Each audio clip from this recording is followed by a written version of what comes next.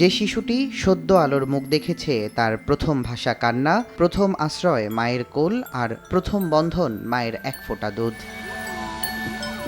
মাতৃদুগ্ধে মিশে থাকে সন্তানের জন্য মায়ের নিঃশর্ত ভালোবাসা, ত্যাগ আর আত্মিক সুরক্ষা। এ কেবল আত্মিক বন্ধন নয়, শিশুর পুষ্টি ও শারীরিক এবং মানসিক বিকাশে মায়ের দুধের কোনো বিকল্প নেই।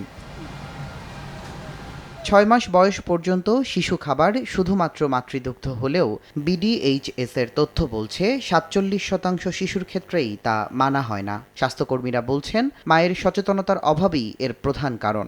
এখনো অনেক মা বুকের দুধ খাওয়ানো সম্পর্কে অনেক অসচেতন।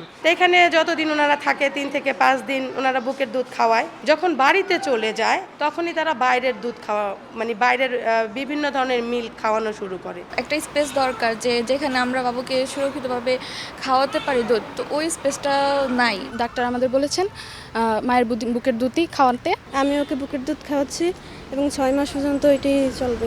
বিশ্ব স্বাস্থ্য সংস্থার তথ্য বলছে বিশ্বে প্রতি বছর প্রায় ৮ লাখ শিশুর মৃত্যু হয় মাতৃদুগ্ধের অভাবে।